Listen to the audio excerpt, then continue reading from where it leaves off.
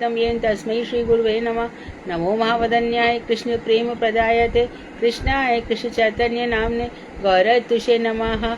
हे कृष्ण करुणा सिंधु दीन बंधो जगतपते गोपेश गोपिका कांत राधा कांत नमोस्तुते। तप्त कांचन गौरांगी राधे वृंदावनेश्वरी वृषभानुसुते देवी प्रणमामि हरिप्रिय। तवै वास्मि ना जीवामि तया बिना इति विज्ञाय राधे त्वं नय मां चरणान्तिकम्। गुरुवे गौरचंद्राय राधिकायै तदालय कृष्णाय कृष्ण भक्ताय तद्भक्ताय नमो नमः। वांशाकल्पतरुभ्यश्च कृपा सिन्धुभ्येव च पतितानां पावनेभ्यो वैष्णवेभ्यो नमो नमः। श्री कृष्ण चैतन्य प्रभु नित्यानंद श्री अद्वैत गदाधर श्रीवासादि श्री गौर भक्त वृंद। हरे कृष्ण कृष्ण कृष्ण हरे हरे हरे राम राम राम हरे हरे।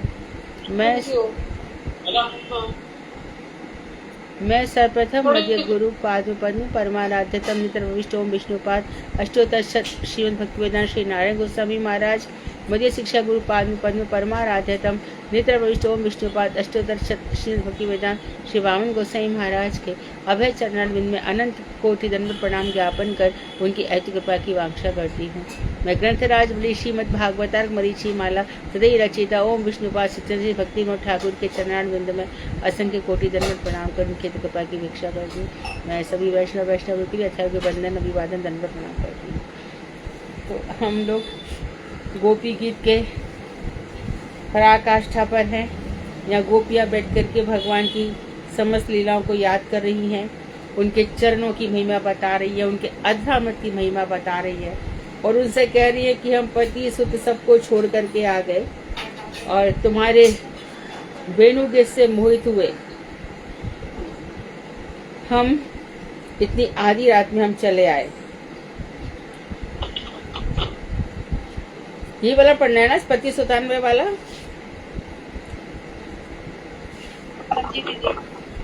यही है ना, श्लोक नंबर 61।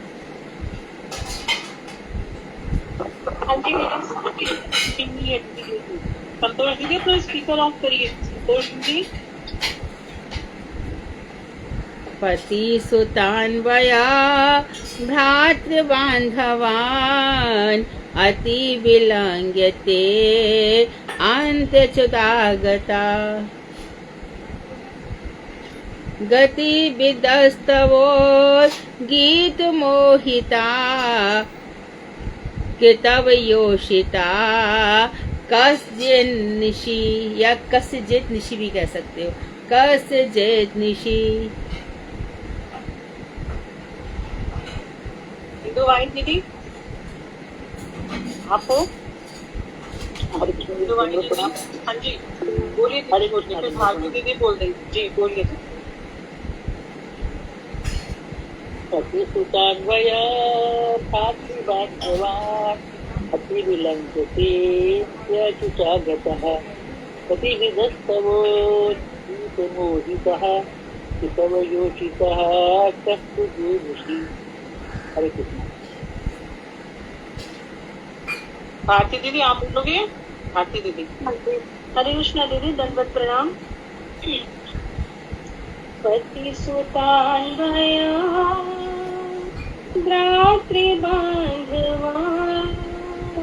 अति विलङ्घ्यते अन्त्युतागता गति विदस्तवो गीतमोदिता कितव योषिता कस्जिन्निशि। काफी नए नए नाम दिखाई दे रहे हैं। आप में से कोई बोलना चाहेगा ये श्लोक गोपी गीत का, जिसने बोला ना? डॉक्टर सत्या दीदी आप बोलेंगे? सत्या दीदी, सत्या दीदी आप बोलना चाहेंगे इस श्लोक को, जिसने ना बोला हो अभी तक? आपसे पूछा जा रहा है, जिसको बोलना है प्लीज कहिए कि मैं बोलती हूँ। मैं बोल दीदी। योगेश प्रभु जी आपने बोल दिया, कोई और बोलना चाहेगा जिसने अभी तक ना बोला? जी मैं बोलूं? आप भी बोल चुके रेवती दीदी, और लोग हैं इसमें, डॉक्टर सत्या हैं, एक शीला दीदी हैं, एक मंजू दीदी हैं, ये सब नए नाम दिख रहे हैं, उमा दीदी, माया दीदी, राजेश। यदि इनको नहीं बोलना है तो जो बोलने के मातृबान्धवानती विलङ्घ्यते अन्त्याच्युताः गता गतिविदस्तवो गीतमोहिता कितवयोषिता कस्त्यजेन्निशि। अब नाम रिपीट करेंगे हम नेक्स्ट श्लोक के लिए। बोलू, अर्थ बोलू? जी दीदी, 3 लोग हो गए। जी दीदी बोल दिया 3 में। अच्छा, जो बोलने के इच्छुक हैं, रेवती जी, योगेश जी, जो बोलने के सामने से इच्छुक है और उनको बुलवाइए, है ना, सबको चांस सुधा। पति सुतान्वय भ्रातृ बांधवान। हे श्री कृष्ण, सुन लो हमारी बात। और उनको संबोधन क्या करके किया है? ते अंत, ते अंति अच्युता गताहा। हे अच्युत, यहां से अच्युत लेना पड़ेगा। हे अच्युत, हमने क्या किया है? पति को, सुत पुत्र को, बांधवान पति सुतान्वय, सुतान्वय माता पिता को, या अन्वय वंश वाले, तो वंश किसका होता है? माता पिता का। पति को, सुत को, माता पिता को, भाई को, बांधवान तथा बंधु बांधवों को। अति विलंग्य, अति विलंग्य मतलब थोड़ा बहुत ऐसे नहीं कि ऊपर से छोड़ा हो, हमेशा के लिए छोड़ दिया। अति विलंग्य संपूर्ण रूप से छोड़ छाड़ कर। अन्वय कहते हैं वंश को, पति, पुत्र, माता पिता, बांधवान बंधु बांधव, इन सबको संपूर्ण रूप से छोड़कर ते तुम्हारे पास आगताः आई है। ते अंत, अंत मतलब तुम्हारे पास। ते अंत अच्युता आगताः, या अंत माने समीप में है, तुम्हारे समीप आई है। और अब क्या हुआ है? गति विदस तबो गीत मोहिता। अब तुम्हारे आने का कारण हम जानते हो, हम क्यों आई हैं? हम तुम्हारे गीत के द्वारा मोहित हो गई है। गति विदह, गति क्यों आई है? हमारी गति तुम्हारे पास क्यों हुई है? विदह, तुम जानते हो क्या? तो सुनो। तब तबोध गीत मोहिता, तुम्हारे द्वारा गाए हुए गीत से मोहित होकर हम तुम्हारे पास आई हैं। अतः फिर क्या कहा? हे किताब, छोड़ती नहीं है कहीं भी।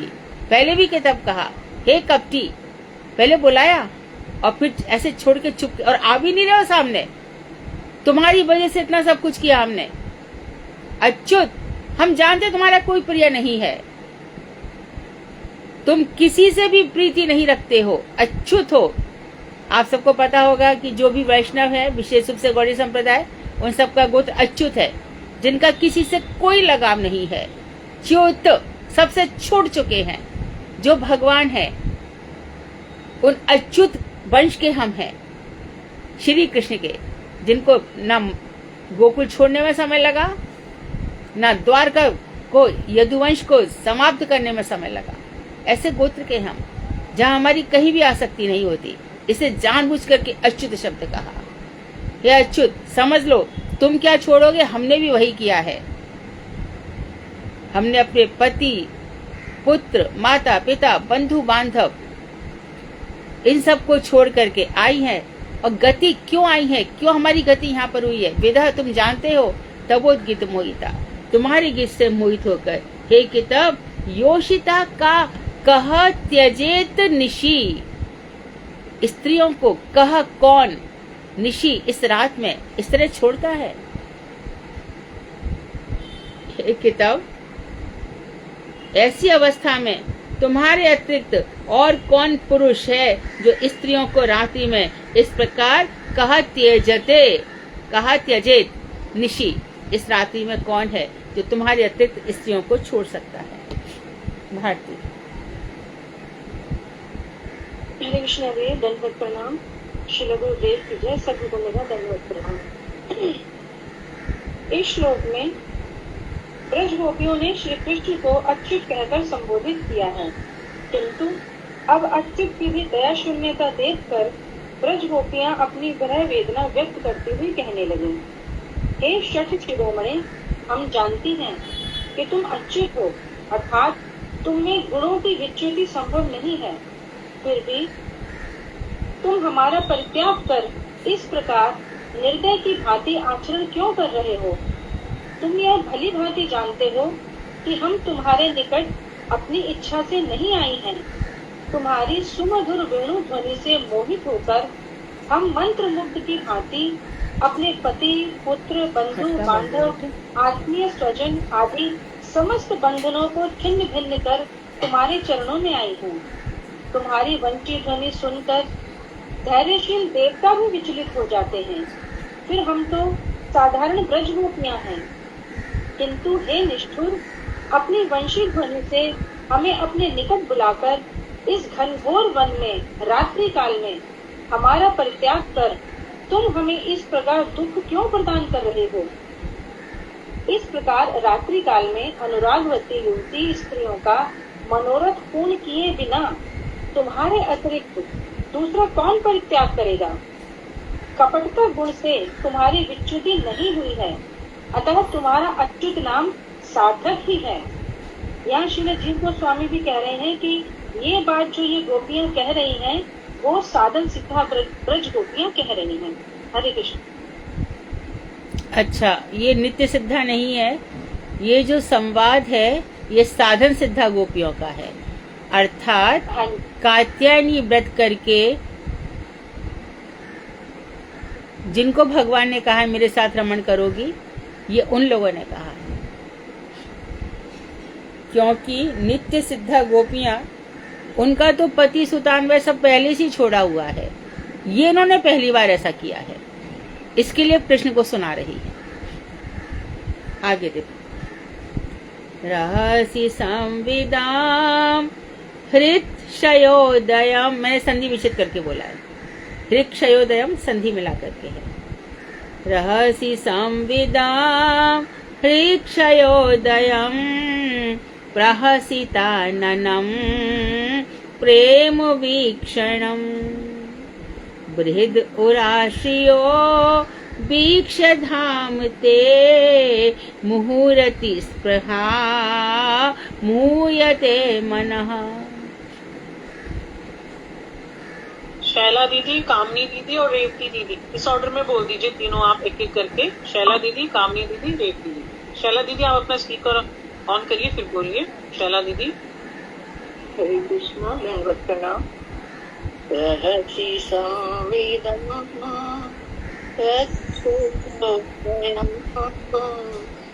हसिताननं प्रेम वीक्षणं बृहदुरहस्यो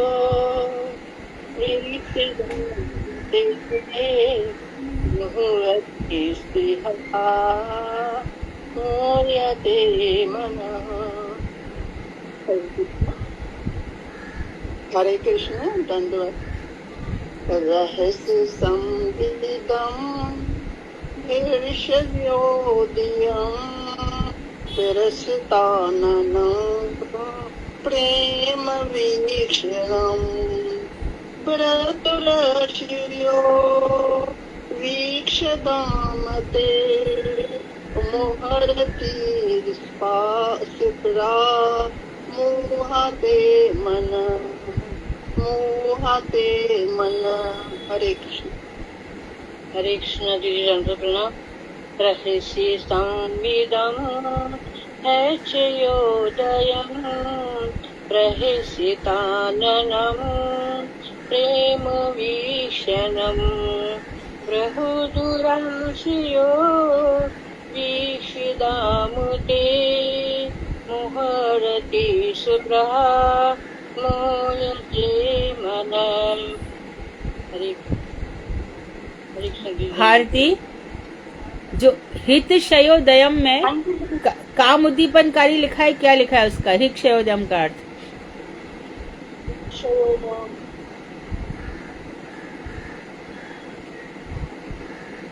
हमें देखकर तुम्हारे हृदय में उदित मधुर भाव। हृदय शयोदम उदर उदित मधुर भाव। हाँ, तो वही काम भावी हो गया। ठीक है। अब यहाँ पर गोपियां कह रही हैं, तो आई है हम यहाँ पर, ये समझ लो कृष्ण, तुमने जो हमारे साथ इतना सब कुछ किया है ना, वो सबसे प्रेरित होकर आई है। तुमने हमसे कहा था कि रमण करेंगे और फिर तुम चले गए।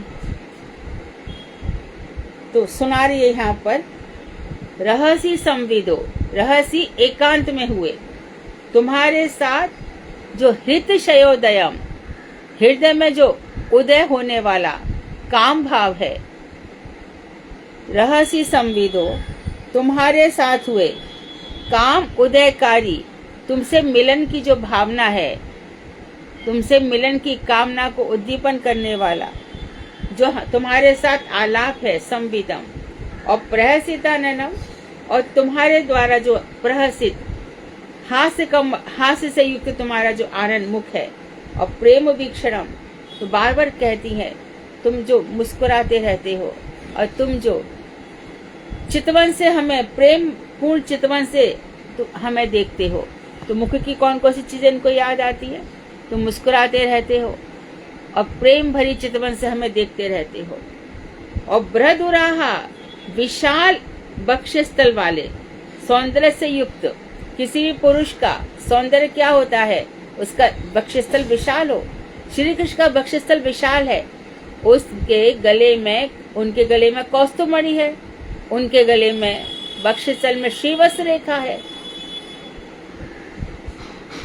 और श्रीवत्स रेखा एक चिन्ह है, रोमावली है। तो भगवान के बक्षस्थल में इसलिए वो दमदमाता रहता है, एकदम दैदीप्यमान होता है। दान के लिए कौमुदी में वर्णन आता है, किशोरी जी अपनी सब सखियों के साथ जा रही थी। उसी समय पर्वत की तलहटियां दिखाई दी, पर्वत की रेंज जो शिखर है, शिखर, पर्वत के शिखर दिखाई दिए। तो एक पर्वत ऐसा था जो इस तरह से वी शेप में बना था, और वहां पे श्री कृष्ण खड़े थे। तो इतने हिस्से में उनका बक्षस्थल दिख रहा था। उस बक्षस्थल में भगवान ने पटका पहन रखा था, और पटका यहाँ वहां जा रहा था। तब गले की कौस्तुभमणि और श्रीवत्स रेखा एकदम दैदीप्यमान होकर दिख रहे थे। उसी को देख करके गोपियां मूर्छित हो गई थी। इतनी उसमें से थोड़ी बहुत, ये मैं ऐसा नहीं कह सकती कि हाँ दिखेगा, लेकिन थोड़ी बहुत छवि जो मथुरा में दीर्घ विष्णु मंदिर है, कभी कभी उनका अभिषेक होता है तो उनके बक्षस्थल में ऐसी शोभा आती है। मथुरा में जो दीर्घ विष्णु का मंदिर है, वहाँ कभी कभी ऐसी शोभा आती है भगवान के बक्षस्थल की। तो बृहद उराहा, तुम्हारा जो विशाल बक्षस्थल है, उसके सौंदर्य को, वीक्ष उसके श्रियो, बृहद उराह श्रियो, श्रिया उसके सौंदर्य को, वीक्ष देखकर, उसके सौंदर्य को देख करके क्या हुआ है? धामते मुह्यति स्पृहा,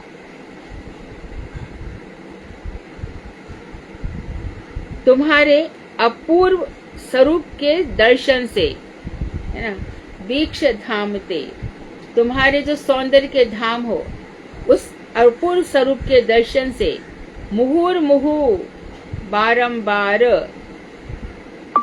मुह्यते मनहा, मुहु अति स्पृहा, मुह मतलब बारंबार, अति स्पृहा, हमारे मन में बार बार मिलने की स्पृहा उदित हो गई है। कैसे? हमारा मन मोहित हो गया है, तथा रति की स्पृहा भी हमारे मन में उदित हो गई है। रहसी संविदो, एकांत में तुम हमसे वार्तालाप करते हो। हृक्षयोदम, हृत के जो हमारे हृदय में हृदयगत काम भाव है, उसको उदित करने वाले जो वार्तालाप आप करते रहते हो। और प्रहसिताननम, हास्य से युक्त तुम्हारा, मंद मंद मुस्कान से युक्त जो मुख है, और जो तुम्हारा प्रेम से देखना है, प्रेम भरी चितवन से देखना है, तुम्हारा विशाल स्तर की जो शोभा है, जो तुम शोभा के धाम हो, उसको देख करके मुह्यति स्पृहा, हमारे मन में बार बार तुमसे मिलने की स्पृहा, इच्छा जाग उठी है। हमारा मन बार बार तुमसे मिलने के लिए मोहित हो रहा है। भारती, यहाँ पे जो ये 5 बातें बताई गई हैं, जैसे श्री कृष्ण का पहला, श्री कृष्ण का मधुर हास्य, उनका सप्रेम निरीक्षण, एक कैसे प्रेम भरी दृष्टि से गोपियों को देखते हैं। तीसरा, उनका सुमधुर वचन। चौथा, अंतःकरण में ब्रज गोपियों के प्रति प्रेम के आविर्भाव और उनका ऊंचा विशाल वक्षस्थल।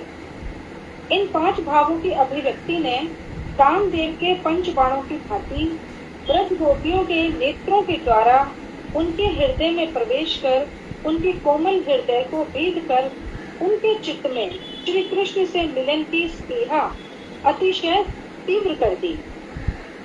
इसलिए ब्रज रमणियां कह रही हैं, हे दैत्य, एकांत में तुम्हारे सुमधुर आलाप और हास्य, चंचल नयन भंगी, हमारे प्रति मधुर भाव और लक्ष्मी जी का आश्रय स्थल, तुम्हारे विशाल वक्षस्थल का स्मरण कर हमारा चित्त अत्यंत मोहित हो रहा है। हरे कृष्ण। ठीक है, तो बहुत सुंदर लिया। भगवान के श्री अंग की 5 बातें बताई। ये 5 बातें क्या हैं? मानो ये 5 कामदेव के बाण, जिन्होंने हमारे हृदय में आपसे मिलने की स्पृहा, आपसे मिलने की रति हमारे हृदय में जगा दी है।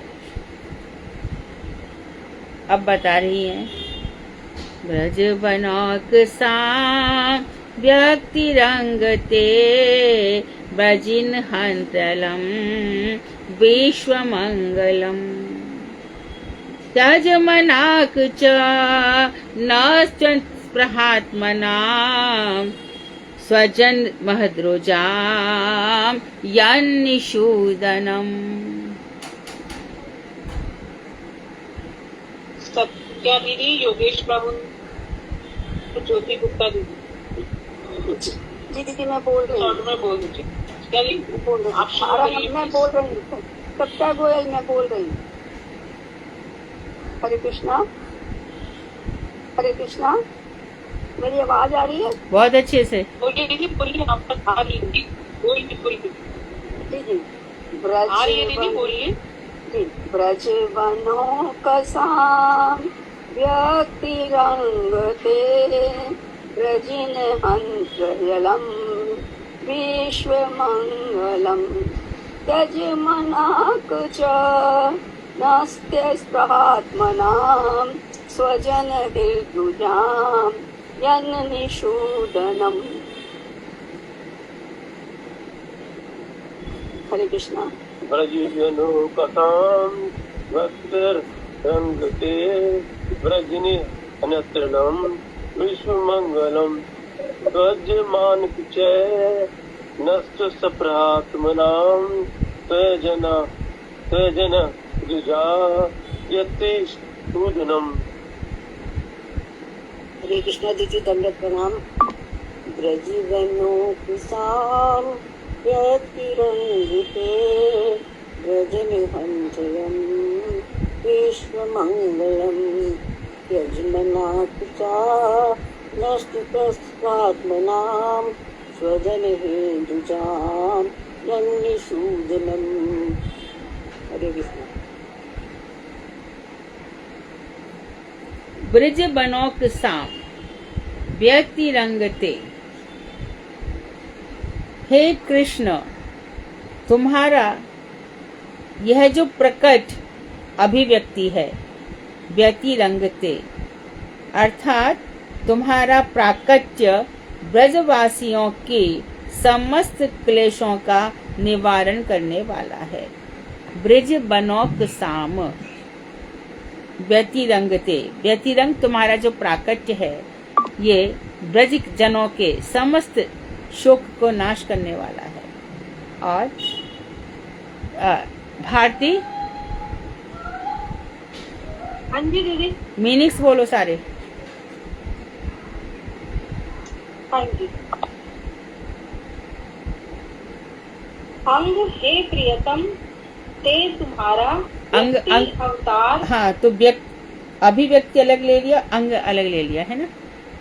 व्यक्ति, हाँ, व्यक्ति ही आपकी जो प्रकट होने वाला है अंग, सही है। हाँ, हे अंग।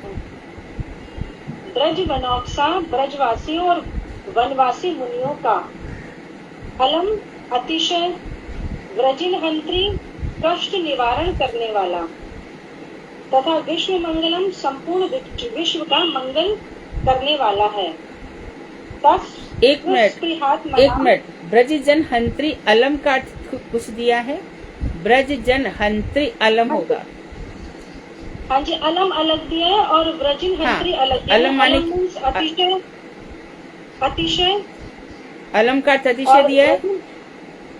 हाँ जी, हाँ जी, ठीक है। और वजिन हंत्री मतलब कष्ट निवारण करने वाला। ठीक है। नाम तुम्हारी प्राप्ति करने के लिए लालायित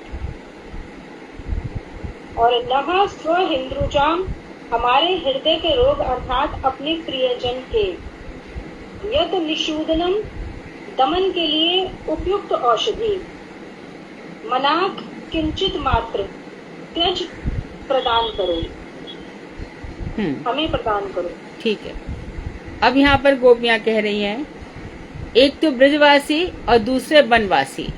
ब्रज वनौक साम, ब्रजवासियों का और वनवासियों का जो तुम्हारी अभिव्यक्ति है, प्राकट्य है, उनके समस्त शोक का नाश करने वाली है। हे अंग, हे प्रिय, हे प्रिय, तुम्हारी जो अभिव्यक्ति है ब्रजवासियों की और वनवासियों की, समस्त उनके शोक को नष्ट करने वाला है। अच्छा, और इसके बाद शोक या क्लेशों को नष्ट करने वाला है।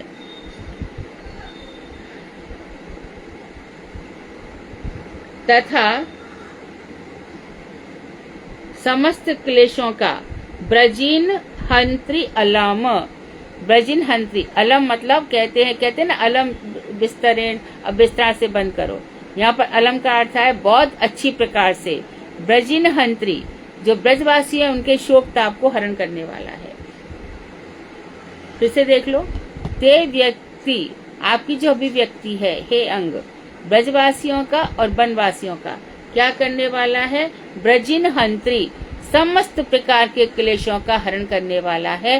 हे विश्व मंगल, आप विश्व का मंगल करने वाले हो। इसके बाद बताया, त्यज मनाक चा न त्वत् स्पृहात्मना, तुम्हें प्राप्त करने की स्पृहा से युक्त जो तुम्हारे स्वजन है। त्वत् तुम्हारे, स्पृहात्मनाम तुम्हारे स्पृहा, तुम्हें प्राप्त करने की स्पृहा से युक्त जो तुम्हारे अपने स्वजन है। हम तुम्हारे अपने हैं ना कृष्ण, तो इस तरह से कोई छोड़ता है क्या? गोपियां प्रेशराइज कर रही हैं। भगवान श्री कृष्ण को कह रही है, तुम्हारे लिए ही तो आए थे, तुम्हारे गीत से मोहित होकर को आए थे, तुमने बुलाया था इसलिए आए थे, तुमने भरोसा दिया था कि रमण करेंगे इसलिए आए थे। तो स्वजन तुम्हारे अपने जन है ना हम, तो हमारे हृदय का जो रुझान रोग है, कौन सा रोग है? जो तुमसे मिलने के लिए, एक तो हमारे मन में इच्छा है और दूसरा हृदय रोग संसार का जो भव बंधन का काम रोग है, उससे आपसे मिलने के बाद वो नष्ट हो जाता है। और जो ये क्या है हमारे लिए हृदय रोग नाशक औषधि है क्या? तुम्हारे स्वजन हम हैं, और जो तुम्हें प्राप्त करने की स्पृहा से युक्त जो तुम्हारे स्वजन हम हैं, हमारे लिए हृदय रोग नाशक जो तुम्हारी औषधि है, और जो किंचित मात्र हमें प्रदान करो। त्यज मनाक, मनाक मतलब थोड़ा बहुत आप हमें दे दो, जो कि हम तुम्हारे अपने लोग हैं। यत निषूदनम, निषूदनम मतलब तुम्हारे मिलने के बाद ये शोक निवारण, जो तुम्हारी निषूदन, जैसे कहते हैं कंस निषूदन, कंस को मारने वाले, विवाह वही शेष में हम जाते हैं ना, कंस निषूदन है ना। तो यहाँ पर जो तुम्हारी औषधि है, भारती बोलो। हाँ जी, इस प्रकार ब्रज गोपियां विविध प्रकार से अपना दैन्य प्रकाश करते हुए कहने लगी, हे प्रियतम, हम लोग निरपराध कुल वधू हैं। तुमने ही हम लोगों को वेणु गीत के द्वारा सम्मोहित करके रात्रि काल में इस वन में बुलाया है। तुम हमें स्वयं ही यहाँ बुलाकर अंतर्ध्यान हो गए। अब तुम विरह रूपी अग्नि में केवल हमारे प्राणों को दग्ध कर रहे हो। विरह में तप्त हमारे इस हृदय रोग की औषधि तुम भली भांति जानते हो। अतः हमें वह औषधि किंचित दान कर हमारे इस निदारुण हृदय रोग को दूर करो। हे नाथ, तुम ब्रजवासियों और वनवासी मुनियों के दुख निवारण तथा संपूर्ण जगत के मंगल के लिए ही अवतीर्ण हुए हो। अतः तुम्हारे लिए हमारा परित्याग कर अंतर्हित होना कदापि उचित नहीं है। हम भी ब्रजवासी हैं, अतः हमारा दुख दूर करना क्या तुम्हारा कर्तव्य नहीं है? हे श्याम सुंदर, यदि तुम कहो कि तुम्हारा दुख क्या है, तो इसके उत्तर में हम कहते हैं, हमारा हृदय तुम्हारे दर्शन के लिए अत्यंत व्याकुल हो रहा है। तुम्हारा विरह ही हमारा एकमात्र दुख है। हमारे इस विरह दुख रूपी हृदय रोग की एकमात्र औषधि तुम्हारे चरण कमल हैं। अतः अपने चरण कमलों को हमारे वक्ष स्थल पर स्थापित कर हमारे इस हृदय रोग का निवारण करो। हाँ, तो यहाँ पे और भी स्पष्ट कर दिया गया है। हृदय रोग क्या है? हमारा विरह। और औषधि क्या है? तुम्हारे चरण कमल। वही औषधि है, निषूदनम।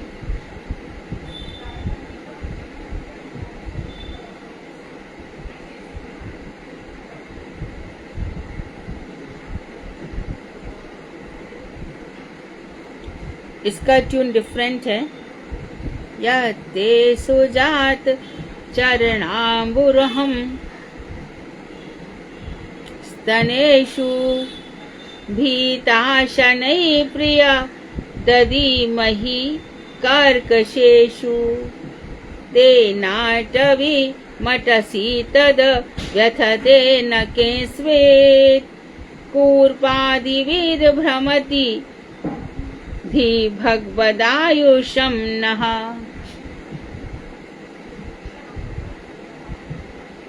पहले तुम गा दो भारती। रेणुगर दीदी और दोनों सत्यवती दीदी।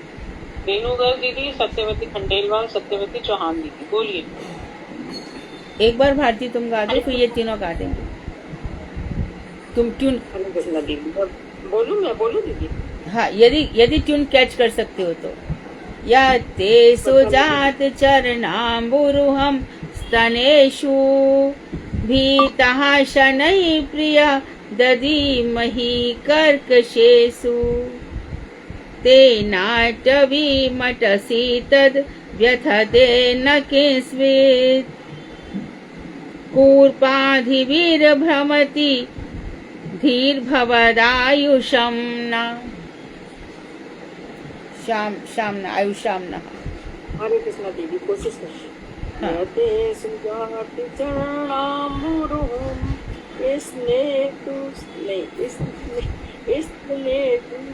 गीतासन प्रियदधीमहि कर्कशेषु तेनाटवीमटसि तद्व्यथे न किंस्वित् कूर्पादिभिर्भ्रमति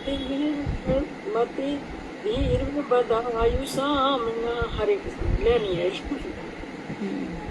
डिफरेंट है ना। सपना दीदी आप बोलोगे? सत्यवती खंडेलवाल दीदी। हाँ जी।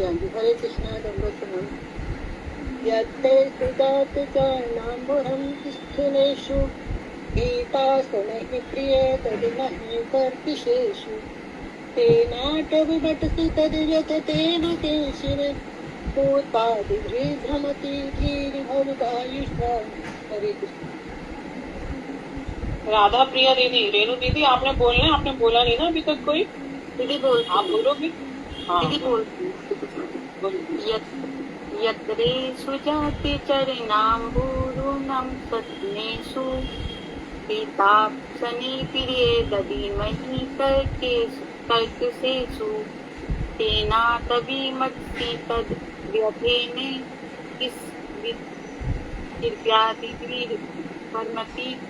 भवदायुषां। नहीं आ रहा दीदी। असल में दीदी हम पूरा गोपी गीत गाते हैं ना, इसको तो फिर हम बोल के करते हैं, जो लास्ट वाला ये होता है ना स्लो। अरे तुम बोल के करते तो इसका ये मतलब थोड़ी है कि वही सिस्टम हो गया।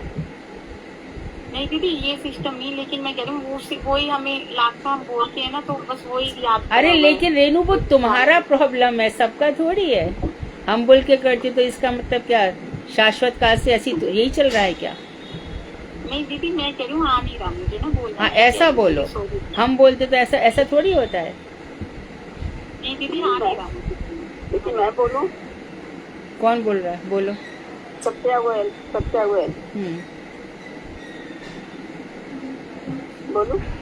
बोलो।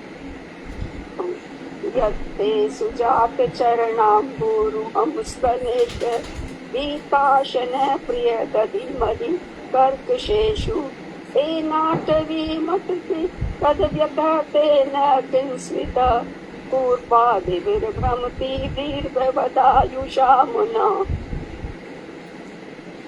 ठीक है, एक बार मैं भी बोलूं दीदी? बोल दो, लेकिन सब बोलते रहेंगे तो क्लास कब पूरी होगी? बोल दो। यत्ते सुजात चरणाम्बूरुहं प्रिय दधिमहि कर्कशेषु तेनाटवीमटति तद्व्यथतेन किंस्मिता पूर्वादिभिर्भ्रमति दीर्घवदायुषा मुना। यहाँ पर बता रहे हैं अब आहा हम और क्या कहें, तुम हमारे प्राणों के प्राण हो। तुम्हारे जो कोमल श्री चरण कमल हैं, उन्हें अपने कर्कश स्तनों के ऊपर हे प्रिय हम कितने भय के साथ धारण करती हैं, और तुम उन्हीं सुकोमल श्री चरण कमलों से वन वन में भ्रमण करते हो। इसमें नुकीले कंकड़ पत्थर आदि चुभने से व्यथा होती होगी, इस शंका से हम व्यथित हो रही हैं।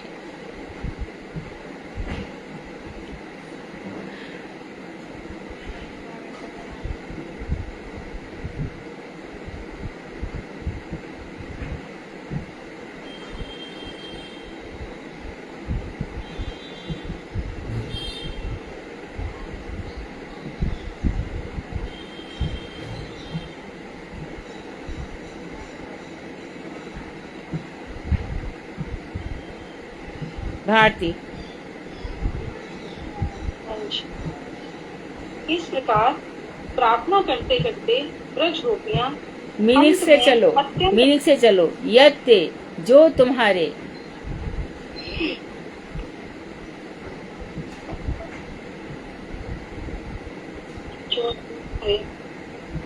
हाँ जी, तो गोपियां कह रही ये नाथ वन में भ्रमण करते हुए तुम्हारे सुकोमल चरणों को कितना कष्ट हो रहा होगा। चरण अम्बुरु, हम रुक रुक के चलते हैं, सब लोग समझ लें। अम्बुरु हो गया कमल, जो तुम्हारे कोमल चरण कमल हैं। उनको कितना कष्ट हो रहा होगा।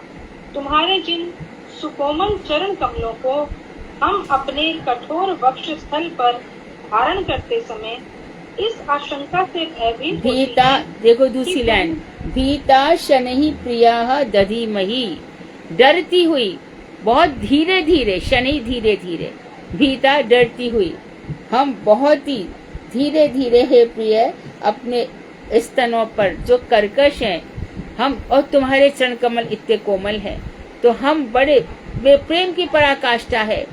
जैसे कि हम बड़े भावावेश होकर किशोरी जी के चरण कमल पकड़ लेते हैं।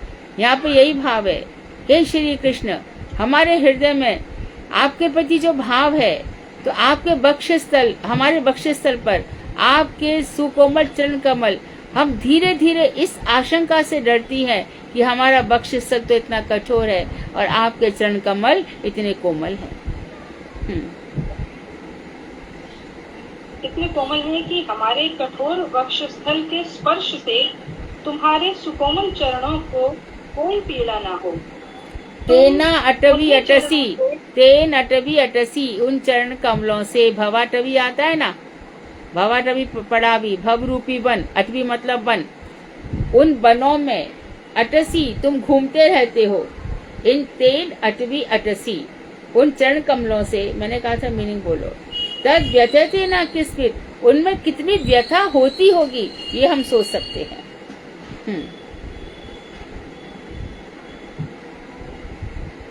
बोलो आगे। हाँ जी। कूपादवी भ्रमति, बोलो। और पादी भी अतिशय तीखे कंकड़ पत्थरों के चुभने से। हाँ, तो तुम उन्हीं चरणों से तीखे कांटे कंकड़ों से परिपूर्ण वन में भ्रमण कर रहे हो। तो कूपादि भी का अर्थ क्या हो गया? कंकड़ पत्थरों से जो भरा हुआ वन है। भ्रमति, तुम हाँ भ्रमण करते रहते हो। किम स्वीत, क्या ना व्यथे पीड़ा नहीं होती। तो जब तुम वन में चलते हो, कंकड़ पत्थरों से भरे हुए पथ पे चलते हो, तो क्या तुम्हें पीड़ा नहीं होती?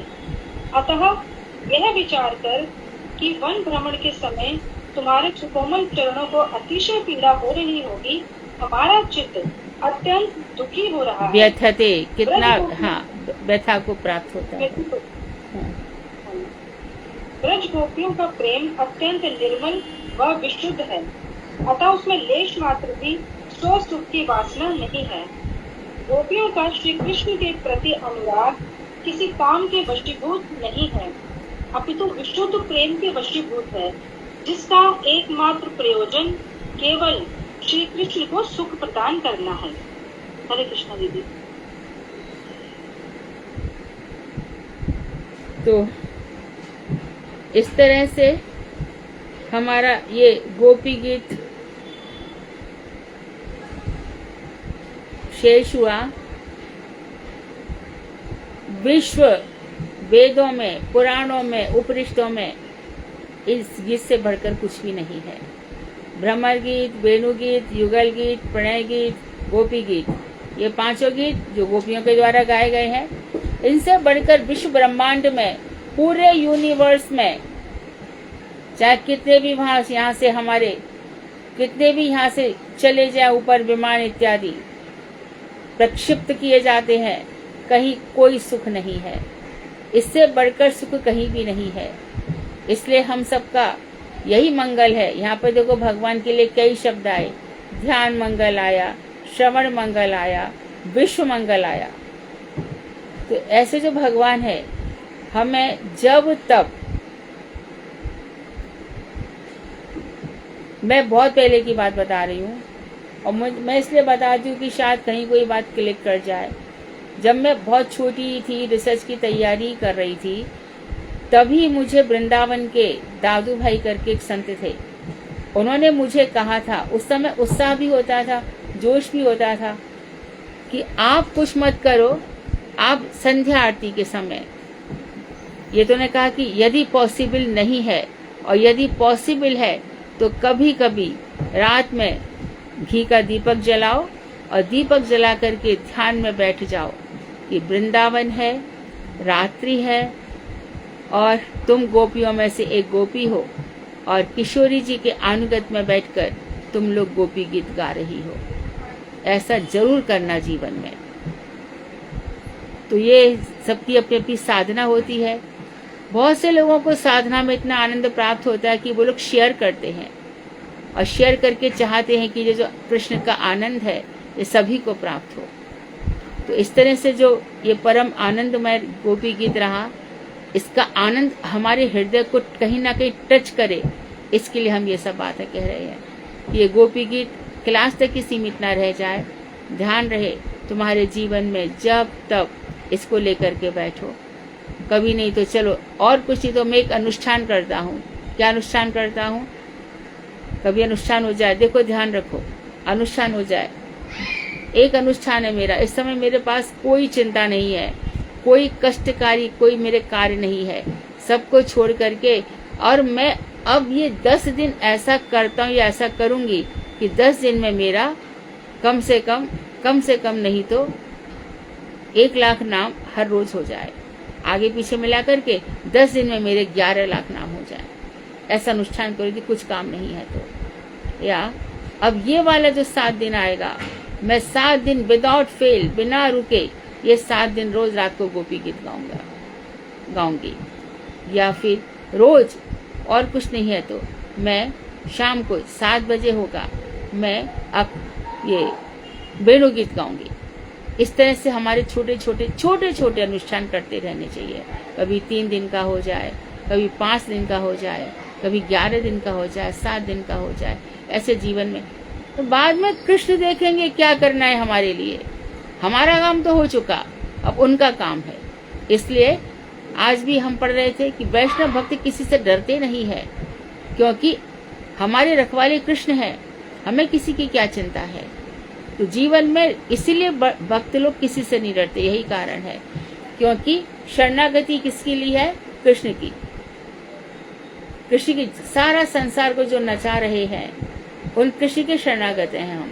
तो इन सब बातों को ध्यान रख के इन गोपी गीत के लिए हमें वेदव्यास जी का इतना सुंदर गीत प्रस्तुत किया है, सुखदेव गोस्वामी का, इन सब के लिए हम बहुत ऋणी रहेंगे। और हमारी गुरु परंपरा का और हमारे भक्ति विनोद ठाकुर का, जिन्होंने हमें रस की इस गरिमा तक पहुंचाया, इन चीजों की गंभीरता को अपने हृदय में रखें। अब कृष्णा दीदी, हाँ दीदी आज कीर्तन के समय में गोपी गीत का पाठ करूं? अरे इतना लंबा भी तो हुआ है, फिर कभी देखना कल परसों या 2 दिन। मैंने एक बार पूरा एक साथ हो जाता है ना, 8-9 मिनट लगेंगे। जो कीर्तन का हमारा समय है ना, कीर्तन तो करते ही हैं, तो आज गोपी गीत का कीर्तन हो जाएगा। कीर्तन 9 मिनट लगेंगे भारती। हाँ जी हाँ जी। तो तुम एक काम करो ना, एक काम करो, तुम मंडे को गाओ ना, मंडे को। ठीक है दीदी, जैसा आपका। हाँ, सोमवार तो बड़ा हो जाएगा, सोमवार नहीं। ठीक है, कल गा दो। ठीक है दीदी, ठीक है, कल गा दो। हाँ जी, ठीक है दीदी। गोपियों के समक्ष श्री कृष्ण के आविर्भूत होने का वर्णन श्रीमद् भागवत के 10, 32, 1, 3 अध्याय में। तो 31वां अध्याय पूर्ण हुआ, गोपी गीत पूरा हुआ। रास पंचयाध्यायी में पहले सब मिले, दूसरे में बिछुड़े, तीसरे में गोपी गीत गवा, और चौथे में हमारे भगवान श्री कृष्ण प्रकट हो गए। और प्रकट होने के बाद गोपियों ने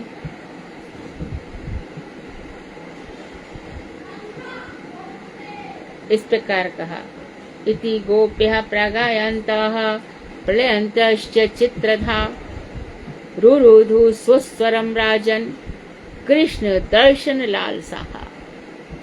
सुखदेव गोस्वामी बोले, हे राजन, गोपियां इस प्रकार श्री कृष्ण के विरह के आवेश में गान करते करते विचित्र रूप से प्रलाप कर रही थी कि वे कृष्ण दर्शन की लालसा से सुस्वर रोदन करने लगी, जोर जोर से रोदन करने लगी। सुस्वरम राजन कृष्ण दर्शन लालसा। संस्कृत में पढ़ने में देखो कितना अच्छा लगता है। तभी देखो क्या हुआ, तासामाविर्भूत शौरी। यहाँ श्री कृष्ण के लिए शौरी कहा, क्यों कहा? बहुत अपने आप को बड़ा बहादुर समझ रहे थे, शौरी शूरवीर। तो शूरवंश वसुदेव का जो वंश है, क्षत्रिय है। यहाँ पर नंद कुमार होते तो आपके अंदर दया होती। वो गोपी गीत में कहा, ना खलु गोपिका नंदनो भवान अखिल देही नाम अंतरात्म। आप समस्त विश्व के अंतर्यामी हो। खाली गोपिका नंदन होते तो इससे छुपकर नहीं जाते कृष्ण। यशोदा के नंदन होते तो तुम्हारा हृदय यशोदा की तरह कोमल होता। और वही बात यहाँ पर वे कह दी, तासाम, उन सबके बीच में, आविर्भूत शौरी ही, ये संधि है, ताकि ये मत बोलना दीदी शौरी को शौरी क्यों कह रही है। आविर्भूत चा को ता हो जाएगा, जैसे हमने पढ़ा था ब्रजति चलात, यहाँ पे पढ़ा था ना ब्रजात चारयान, ये संधि है। तासाम आविर्भूत शौरी, और शुकदेव गोस्वामी ने यहाँ पे कहा शौरी। शूरवश में हुए ना, क्षत्रिय अभिमान था, इसके लिए जल्दी प्रकट नहीं हुए, चिढ़कर बोले हैं, अरे ऐसे रात में कोई स्त्रियों को ऐसे छोड़कर जाता है क्या, और छुप गए आप।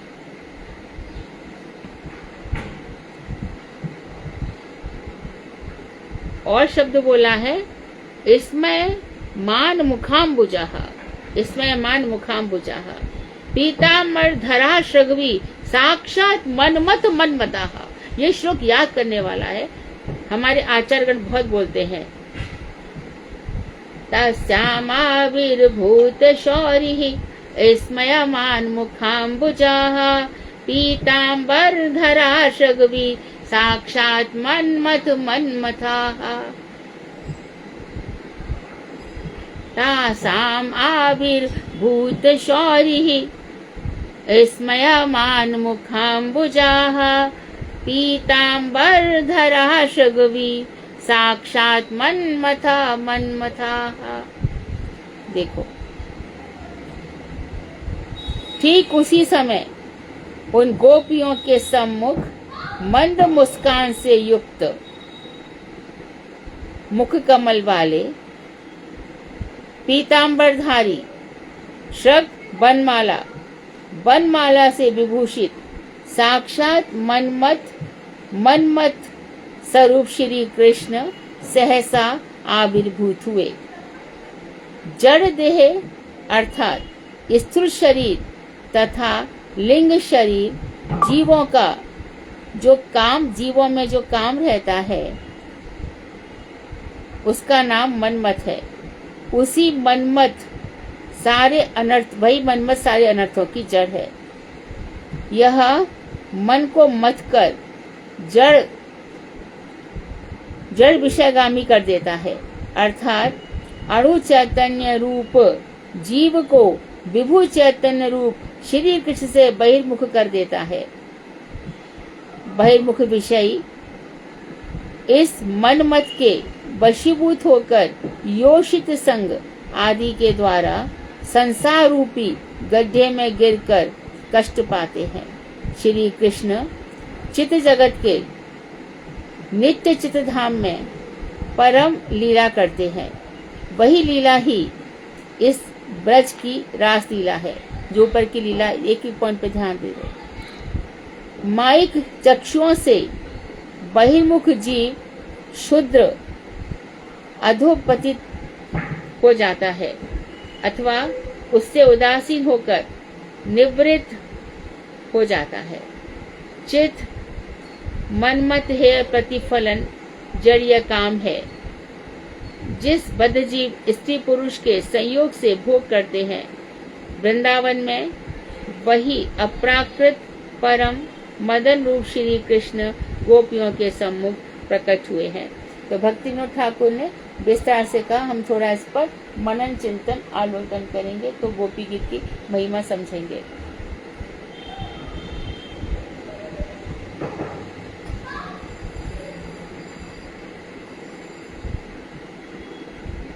तो ठीक उसी समय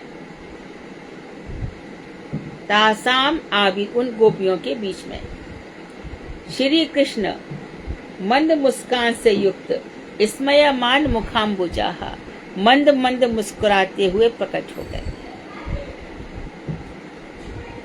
यहाँ शौरी श्री कृष्ण के लिए शौरी श्री कृष्ण, और कैसे हैं वो मुखाम्बुजः स्मयमान, मंद मंद मुस्कान, अम्बुज कहते हैं कमल को, मंद मंद मुस्कान से युक्त मुख कमल से। और कैसे है वो पीताम्बर धराहा, पीताम्बरधारी है, श्रीगवी बनमाला से विभूषित, साक्षात मनमथ मनमथ, साक्षात जो मनमथ है, संसार का कामदेव है, संसार का जो काम है उसको मनमत कहते हैं। उस मनमत को भी मनमथित कर देने वाले। अरे श्री कृष्ण की तो बात ही छोड़ दो, शंकर जी ने उसको जला के राख कर दिया, आज तक अब अनंग है वो, उसका शरीर नहीं है, भस्मीभूत कर दिया। तो शंकर जो योगेश्वर हैं, उन योगेश्वरों के भी योगेश्वर श्री कृष्ण हैं। दीदी टाइम बहुत हो गया, कितने बज गए? 4:10 होने वाले, 4:09 हुए। ठीक है, तो कल ही करेंगे। ठीक है, थैंक यू। याद होश नहीं रहता। जब मैं पढ़ रही थी तभी कर देती, तो हम इस श्लोक को कल ही उठाते। हाँ, लेकिन आप इसमें वो सो रही थी, उसमें थी ना, इसकी वजह से सोगा नहीं था। ठीक है। दीदी आप फ्लो में बताए जा रहे थे तो किसके वो करने हरे कृष्णा दीदी धन्यवाद। हाँ, दीदी इस श्लोक को कल फिर से लेंगे। हाँ, इसको फिर से लेंगे। इसमें बहुत समझने की चीज है। जी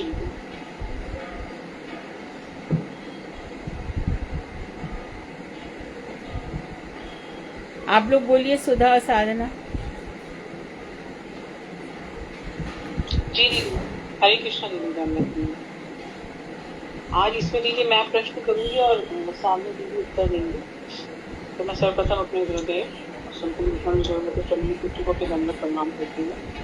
दीदी आपके चरणों में कोटि कोटि दंडवत प्रणाम करती हूँ। और अब ये प्रश्न है मेरा जॉर्ज भरत जी से। औपाधिक धर्म मिथ्या किस प्रकार है?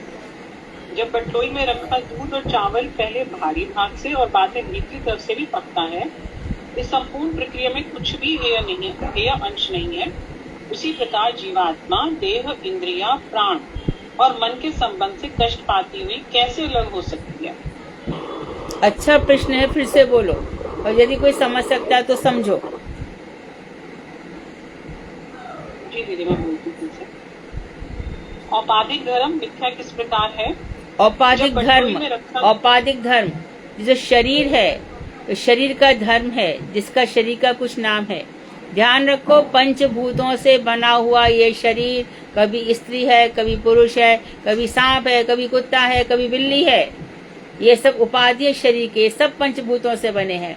भगवान ने पंचभूत पहले से बना दिए हैं। कर्मों के वशीभूत होकर हम इस योनियों में घूमते रहते हैं। तो औपाधिक धर्म से, शरीर धर्म से।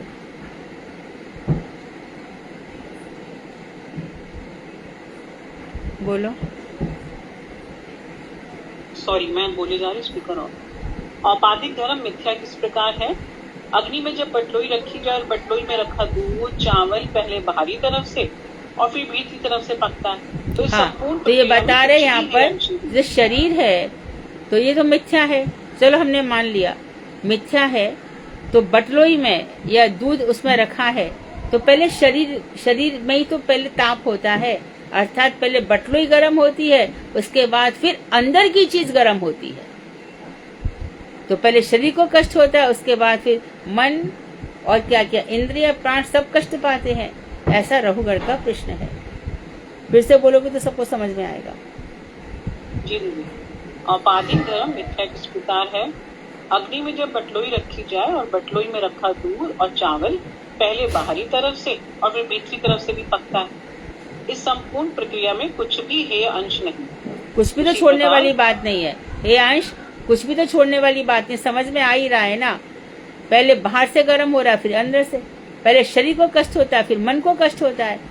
मैं जो पालकी धो रहा हूँ, राधे रघुगढ़ कहते हैं, रघुगढ़ यहाँ पर कह रहे हैं कि जो पालकी धोई जा रही है, तो शरीर का परिश्रम हो रहा है ना, तो मन भी थकेगा ना। उसी प्रकार जीवात्मा देह, इंद्रियां, प्राण और मन के संबंध से कष्ट पाती हुई कैसे अलग हो सकती है? हाँ, तो आपके तो अलग है। जीवात्मा का मन, प्राण, देह, इंद्रिय सब तो कष्ट पाते हैं। 84 लाख योनियों में कौन घूम रहा है? ये तो घूम रहा है। कष्ट कौन पा रहा है? बड़ा सुंदर प्रश्न किया। उत्तर। सर्वप्रथम मैं अपने गुरुदेव, परम गुरुदेव और समस्त गुरु परंपरा के चरणों में अनंत अनंत कोटि दंडवत प्रणाम करती हूँ। फिर अपनी शिक्षा गुरु डॉक्टर मधु खंडेलवाल दीदी के चरणों में मेरा अनंत कोटि दंडवत प्रणाम ज्ञापन हूँ।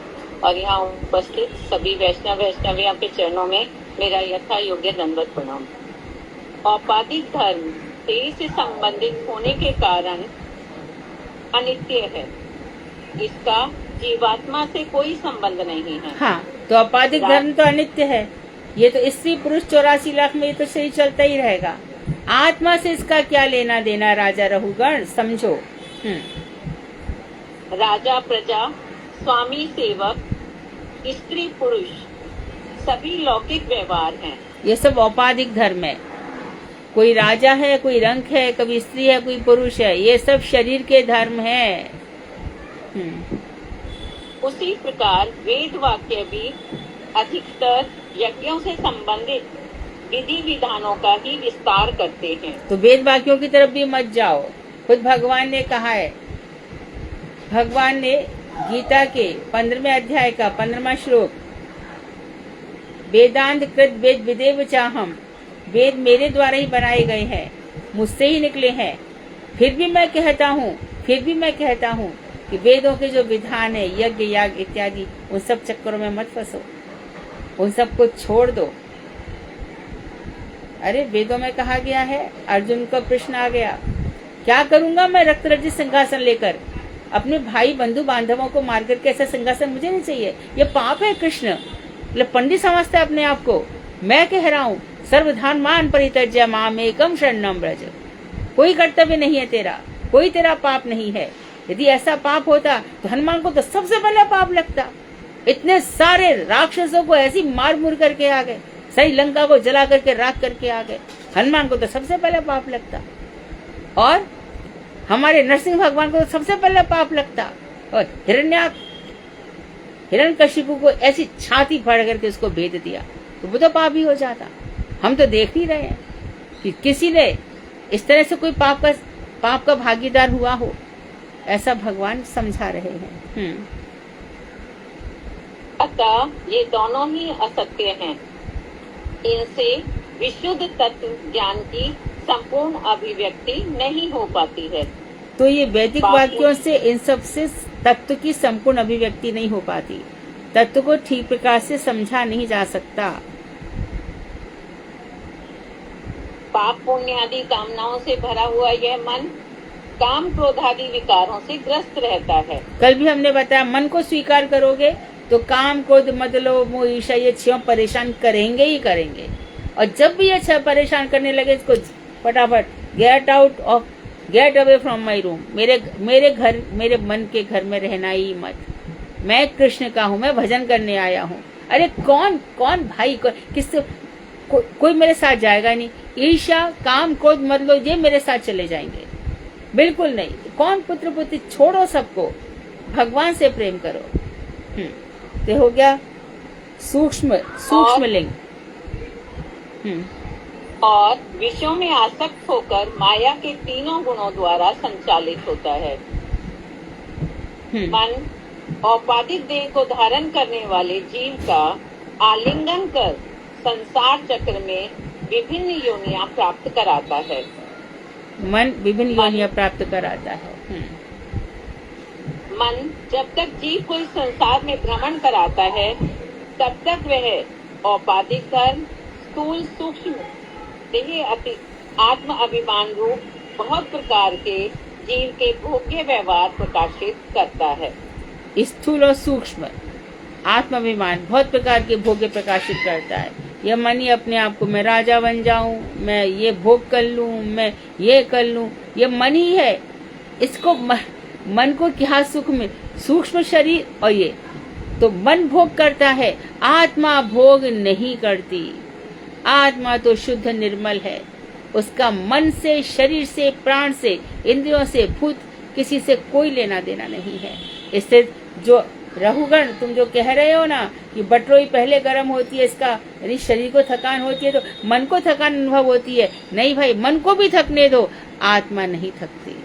अरे आत्मा थकती होती ना तो इंसान इतना जीता ही नहीं, इतना मरता भी नहीं। बार बार जलाया जा रहा है, बार बार मैया के गर्भ में आ रहा है, या मवाद है, पीव है, कष्ट है, क्या क्या नहीं, इसमें खून भरा पड़ा है, वहीं पे मरा पड़ा है। और बार बार 7वें महीना में हे विधाता इस बार निकाल दो, इस बार निकाल दो, अब कभी नहीं, अब कभी नहीं प्रार्थना करता है। यदि आत्मा थकती होती तो ऐसा कभी नहीं होता। आत्मा पर कोई असर नहीं होता, आत्मा निर्विकार है। कल इसीलिए हम कह रहे थे कि ये पॉइंट जरूर होना चाहिए था। अतः तत्ववेताओं के अनुसार मन ही उत्तम एवं अधम योनियां प्राप्त कराने वाला है। अतः ये औपाधिक धर्म मिथ्या है। तो ये धर्म है, ये झूठा है। तो तुम जो कह रहे हो कि बटलोई गर्म हुई फिर अंदर का दूध गर्म हुआ गैस पानी से, होने दो। तो थका है मन, आत्मा नहीं थकती। आत्मा, ये बहुत डिस्कस करने के बाद गुरुजी के साथ बहुत डिस्कस हुआ। पहले समझ में ही नहीं आता था, राजा रहुगण की बात सच लगती थी। और अब हम आ रहे हैं, मठ में बैठे हैं, थक रहे हैं, कभी कभी सुबह से 11-12 बज गए, प्रसाद भी नहीं मिल रहा है, कुछ बोल भी नहीं पा रहे। हम तो समझो घर से 9 बजे निकले, घर से निकले तो 8 बजे निकले घर से, तो 9 बजे मठ पहुंचे। वहां तो प्रसाद सब हो गया। अब वहां पे तो 12:30-1 बजेंगे, तब जाकर के प्रसाद की कुछ बात चलेगी। तब माता पिता का कहना है कि मठ में खाना ही नहीं है कभी भी। ऐसे इंस्ट्रक्शंस हमको पालन करने पड़ेंगे। दादी बोलती थी खाएगी तो मार खाएगी, बिल्कुल खाना नहीं मठ मंदिरों का, ऐसा। ये अलग बात है। तो औपाधिक देह है, तो शरीर की जो देह है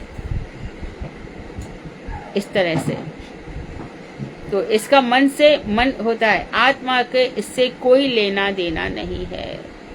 मन थकता है, आत्मा नहीं थकती। बहुत चिंतन के मालूम है, दर्शन चिंतन के बाद समझ में आया ये पॉइंट, इसलिए याद रह गया। आगे।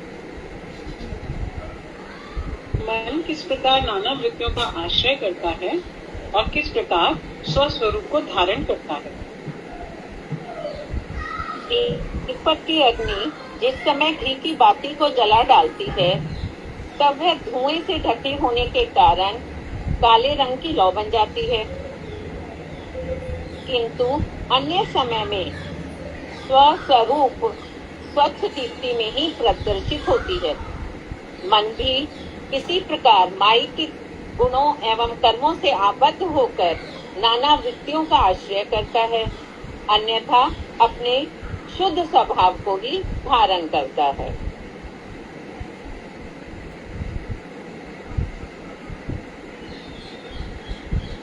माया पाश को छिन्न भिन्न करने का आप क्या उपाय बताएंगे।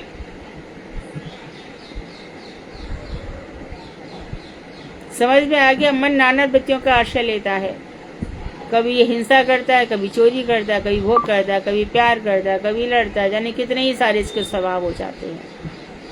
दीदी कौन सा क्वेश्चन बोला अब आपने। जड़ भरत जी ने राजा रहुगण को माया पाश को छिन्न भिन्न करने का क्या उपाय बताया। नहीं, कौन सा क्वेश्चन है। मेरे पास 32 जो हमने कल कंप्लीट कर लिया था, उसके आगे।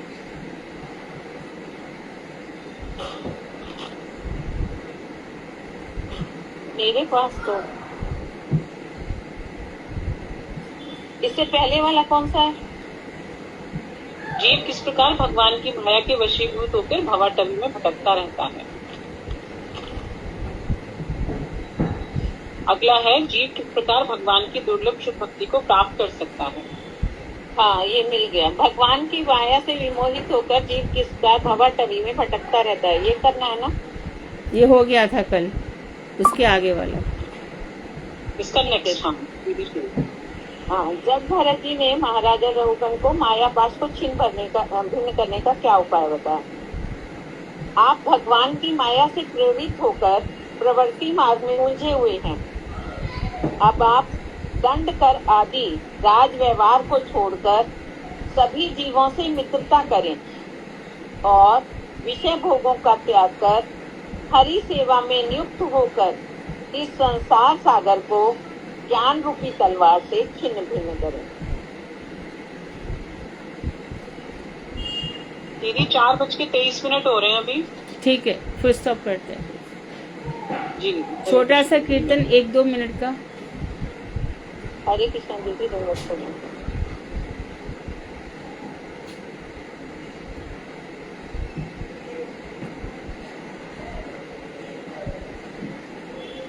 कौन गा रहा है।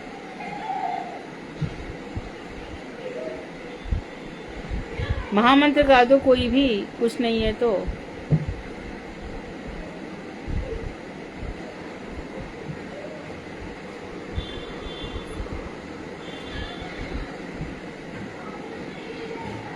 मैं गा रही थी। हरे कृष्ण जी, दंडवत प्रणाम।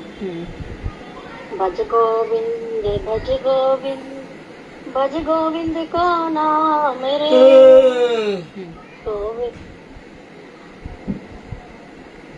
गोविंद के नाम बिना तेरे कोई ना आए काम रे, भज गोविंद। ये तो बहुत बड़ा हो जाएगा है ना शालू।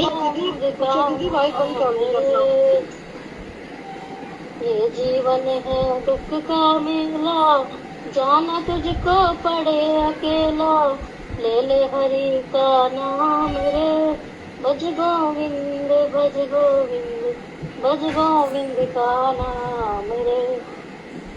ठीक है दीदी, छोटा सा ही। हाँ इतने रखते हैं, ठीक है। वांगशकल तरुवैश्य कृपा सिंधु वेवच पतितानां पावनेभ्यो वैष्णवेभ्यो नमो नमः। हरे कृष्णा जी, धन्यवाद। हरे कृष्ण, धन्यवाद। हरे कृष्णा। इसमें फिनिश नहीं आ रहा देख। प्रणाम, राधे राधे।